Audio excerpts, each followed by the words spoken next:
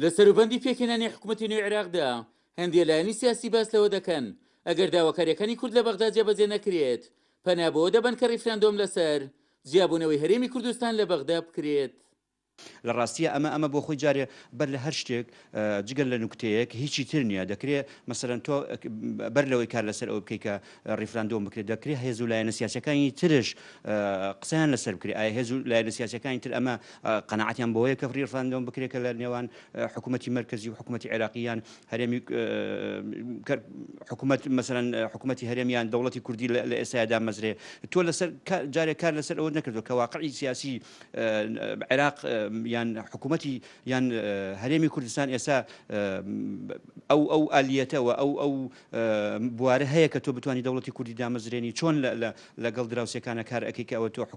حکوومەتێک بێت حکوومەت لەسەر ئەوەی کە کورد ببێت بە خاوەنکیانێکی خۆی. من پێم وایە ئەو ڕیفراندۆمە ئەگەر بکرێت لە بەرژەوەندی کوردانیە لەوانەیە لە بەرژەوەندی لایەنێک بێ و لایەنەیش پێم وایە بازرگانی بە نەتۆی کوردەوە کات ئەمە خاڵێکی خراپە دوای پێشەوەی بچن ڕاپرسی بۆ مەسلەی دەوڵەتی کوردی بکرێ حەق باس لە گەڕانەوەی ناوچە دابڕاوەکان بکەن بۆ سەر هەرێمی کوردستانە و کاتە کورد هەمووی بەیەکجا بڕیار بدان نەکێسە لە سێ شار بڕیار بدەن و ناوچە دابڕاوەکان کە ئەتوانم بڵێم بەشێکە لە بەشێکی گەورەی لە کوردستانە پشتگوێ بخرێت. حق زیاتر بۆ ناوچە دابڕاوەکان و ڕاپرسێ بکرێت و دیفاعکردن لە بەغدا لەسەر ناوچە دابڕاوەکان بکرێت نەک لەسەر مەسایلی اقتصادی بۆ لایەنێک بێت. قسەکردن لەسەر ئەو ریفراندۆمی کە گوایە ئەگەر لە حاڵەتێکە بڵێن حکوومەتی هەرێم لەگەڵ بەغدا پێک نەهادا و کاتە ریفراندۆم لەسەر سربەخۆیی بکرێ بەڕاستی من پێم وایە سربەخۆیی کۆمەڵێک بنەمای پێویستەکە کە لە ئێستایان نییە یەک لەوانە استراتیژیەکی نەتەوەی یەکخستنی ماڵی کورد دوو بەڕاستی ئەمی کە دەکرێت ئایا ناوچە داگیرکراوەکانی دەرەوەی هەرێمی کوردستانی تایە ئەگەر تیای نیە ئەو کاتە ئێمەی دەرەوەی سنووری هەرێمی کوردستان ئەو کاتە ئەگەر ریفراندۆمش کرا ئەگەر سەربەخۆی ڕاگەیەنرا ئەو کاتە ئێمە دەبێ بەوان بڵین ئەو کاتە ئێمە و دەوڵەتە بە ئێمە چی. پەرلەمانتارێکی کوردیش لە بەغدا پێی وایە هێشتا زۆر بۆی بڕیار لەسەر پرسێکی لەو جۆرە بدرێت. من پێم وایە ئەم پرسە تەواو ناگونجاوە ئیستا بە تایبەتی ئێمە چ لە سەتی ئەرزی کوردستان و خاکی کوردستانمان لە دەرەوەی سنووری هەرێمی کوردستان لە دەرەوەی سێپارێزگاکەی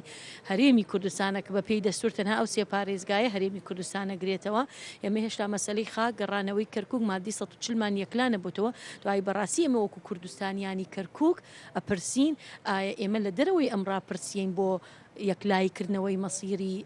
هەرێمی کوردستان یا پەیوەندی هەرێم لەگەڵ حکوومەتی ناوەندی لە کاتێکدا تۆ هێشتا لە بەغدا سەرۆکی جێگری سەرۆک وەزیرانت کوردە وەزیری دەرەوەت کوردە جێگری سەرۆکی پەرلەمان کوردەوە حکوومەتی عێراقی کۆتایی پێنهاتەوە کودەتا نەکراوە لە بەغا ئەمە پرۆسەیەکی دیموکراتیە ئێمە بێ بە شێوازە دیموکراتی و مەدەنیەکە لەگەڵ بەغا بڕۆین دانوستانەکان مەمکن تا ئەو کاتی زانیمان ئێمە گەینە بنبەست ئەو جا دەبێ ئێمە ڕای هەموو حیزبە کوردیەکان و خەڵکی خۆشمان وەرگرین ئەنجا بڕیار بدەین چیەکەی. چاودێرانی سیاسیش لە کەرکووک تاکید دەکەنەوە کە ئەنجامدانی ڕیفراندۆ بەبێ ناوچەدا برێنراوەکان هیچ سوودێکی بۆ کورد نابێت. عومەر غەریب، کورسات نیوز، کەرکووک.